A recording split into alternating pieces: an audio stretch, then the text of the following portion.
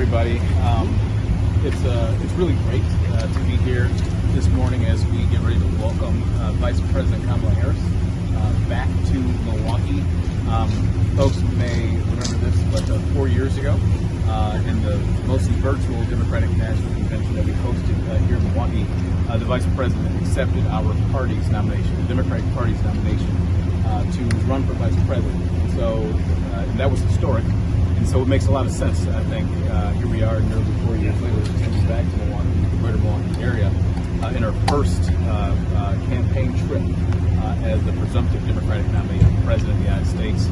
I've said before that I'm going to work just as hard as I did for President Joe Biden to make sure that Kamala Harris not only wins the nomination next month at our convention in Chicago, but then goes on to the election in November, on November 5th. And is elected the 47th President of the United States. Really, really excited about it. Democrats across the country are excited about it as well. She's brought so much energy to this campaign.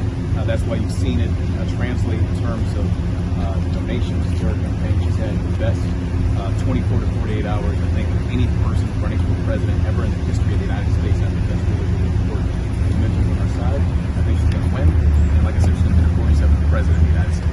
What do you make of President Biden deciding to step aside and Harris was one of his campaign? Well, as everyone here knows that has talked to me, everyone who's been reading my tweets, you know that I had been a devout supporter of President Joe Biden. He was the most transformational president of my lifetime, and I honor the service of the president. So I respected his decision to stay in the race, and also respected his decision to come out of the race and to support the vice president. How does it feel for her to be here in Milwaukee for her first visit? How does it feel for her to be here in Milwaukee? It is great for her to be here in Milwaukee. And I think she's here in Milwaukee because voting is important. It's really, really important, right? We don't make history unless people vote, right? And this is one of the critical states that any candidate for president needs to win. I've said this before, that whoever wins Wisconsin is going to be the person that wins the White House. Vice President Harris understands that. She knows that. That's why she's choosing Milwaukee to kickstart her presidential campaign. To finish out this vote? I do, 100%. Like I said, I was supportive of his re-election bid to continue serving in office. And if I was interested in supporting his bid to continue serving as a re-elected president, I think he's certainly fit to continue serving out the remainder of his term. Do you feel that having Harris on the top of the ticket will make Wisconsin easier to win in November? In Wisconsin, we have a tradition of having really close elections decided on a razor's edge. So yes, I think she certainly will have the edge here. I think she'll be able to reach into communities that are harder to reach, whether it's youth vote, inspiring more African Americans to come out to the polls, other people of color, women, certainly, especially suburban women. She has been the administration's and the campaign's number one person who's talked about abortion rights and what some of Donald Trump's agenda in Project 2025 would have done to women, particularly women of color, and folks who may sought to have children.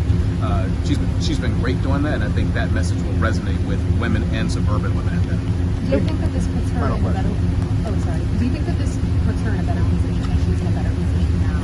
You know, just with a lot of the criticism that speaking about is that she just have to do the race. She's prepared to take on Donald Trump. I think there is no better person, not one single person who is better to prosecute the case against Donald Trump than Kamala Harris. And she said this before, right? When it came to prosecuting folks who abuse their power, she did that.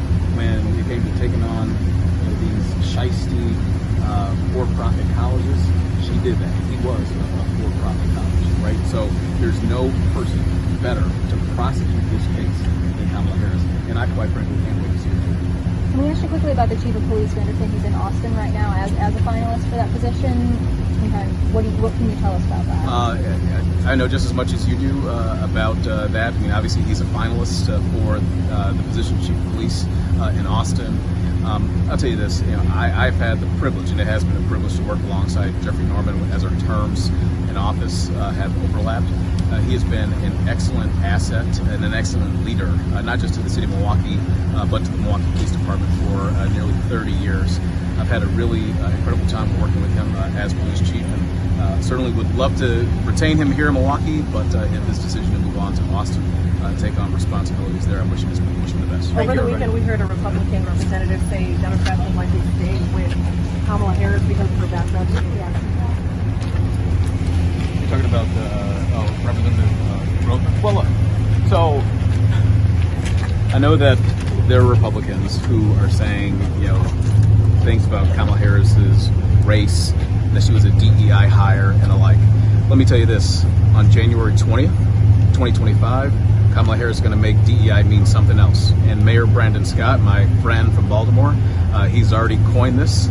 Kamala Harris is going to make them all understand that DEI means duly elected incumbent. Thank you. Thank you, Mayor.